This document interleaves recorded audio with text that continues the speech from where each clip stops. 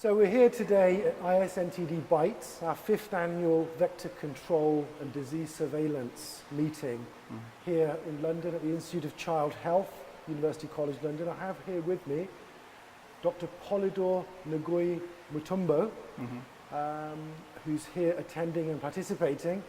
Polydor, I'd like to just ask you to give a bit of background in terms of your own background from vector control disease surveillance perspective. I did my PhD on NTDs. It was a multidisciplinary project with the Imperial College in London, ACI, and University of New South Wales in Sydney. But it was like a multidisciplinary project to try to see to determine the epidemiology. It's in West Africa in Mali. Also the impact of treatment and molecular genotyping of a parasite. And at the end, to see if the, what can I say? Yeah, there's diagnostics, a little bit of the STH and schistosomiasis. Okay, so in terms... And since then, I went back to Australia. When I finished my PhD, I began to write my papers, and I did my work with WHO for 6 months.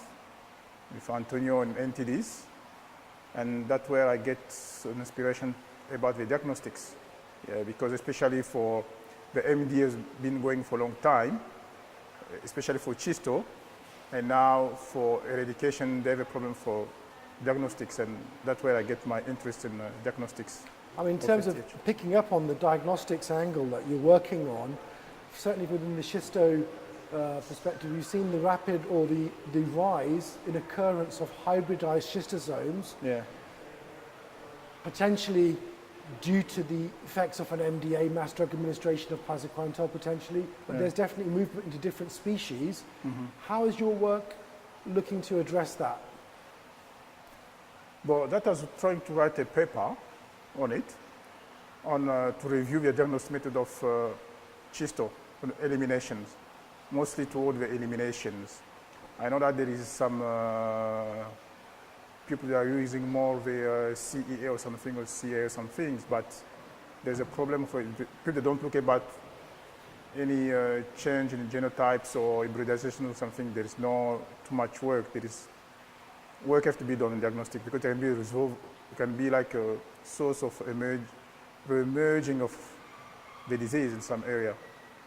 Like you can see it's in France where there is that kind of problems now, in course or some things, So we have to, you're saying, adapt the PCR approaches to pick up non-human...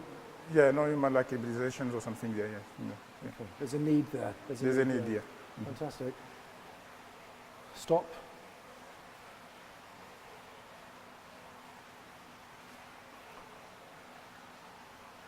In terms of your work, coming to your work on STH and diagnostics, could you outline that a little bit for us, very briefly? Well, for STH we come out because I can say the MDA for STH, that programs become later after the schisto. They've seen that schisto, when they arrived at the end, there's a problem with diagnostics, especially reservoirs of pathogens. And now we're trying to look for the STH, to be more in advance, to be careful to see if with MDA going on, not to be, what can I say, not too much French and English coming in, not to be caught up with rapid decline in infection intensities or prevalence or some things. When to arrive to eradications, which tools we have to use. Because I think in some area now they begin to talk about eradication of STH or some things, but which tools they have to use.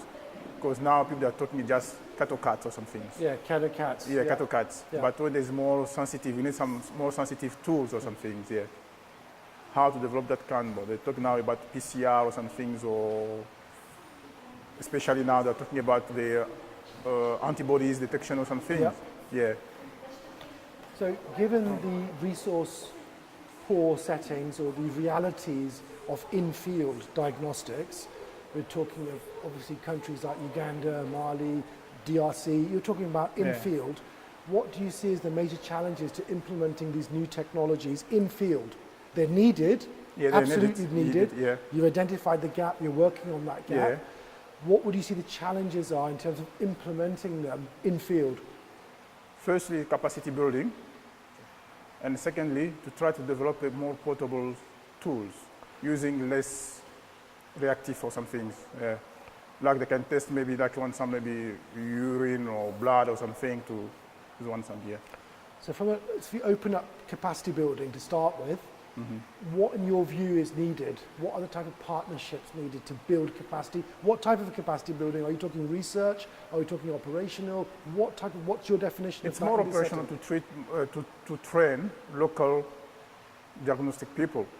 Yeah, because you can go even some hospitals now, there is a PCR, but then they don't know that the PCR can look out also on STH or something, but this is just at clinics or hospitals.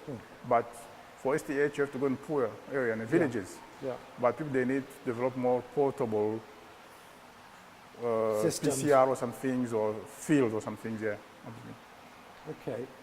So from a resource capacity building, you're talking about local research capacity strengthening. Not so much research. People working in diagnostics like healthcare services or primary healthcare services to train, because they have a good scientist or good people working in the hospital diagnosis, but they're still using cat-to-cat. Yeah. Why not try to transfer the technology using PCR? Yeah. So what would those partnerships ideally, in your mind, look like to have that skill set transfer, or to get their mindset changed from this one approach to this different approach in the hospital setting, in field? What needs to be done? I think it's training of locals. Transfer of technology is not happening yet. No. And may I ask you, in your opinion, is there a role for the stakeholders involved in the MDA process?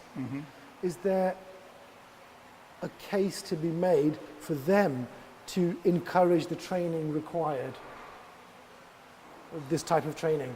Yeah, there is a case, especially with, you know, that in those countries, people they look like maybe the 3-man STH. But with PCR, you can pick up a lot of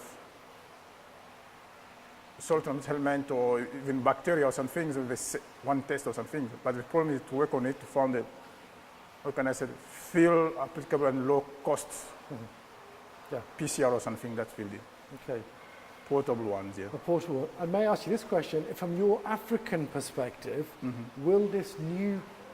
can this portable PCR, because we're talking in essence of appropriate technology for the setting, can it be developed within Africa by Africans for Africans?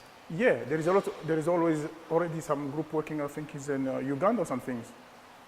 I think Uganda or Kenya or something, there's a group working on already on PCR to track, but they lack support.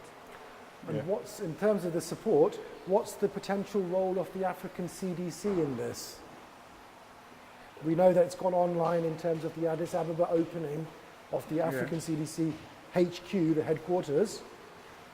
Is there a potential role for them to stimulate this particular type of research within Africa? Yeah, it has to be one of their priorities. It has to be one of their priorities. Because scientists, there's a student, they learn PCR, they know how to use it in hospitals, not just in hospital settings, but in the field or something, there is no CDC there because of their own problem. They have to find a solution to their own problem also. Brilliant. Yeah. Well, I mean, you're here today at the Vector Control and Disease Surveillance meeting that we run every year, ISNTD Bites. What type of partnerships, what are you trying to achieve from being here today? Well, today, firstly, I want to know first what is going around, because you know that for STH, NTDs, is the UK and US putting a lot of money, DFID and USID, the two. And I try to understand what the scientists, local scientists are in the UK, because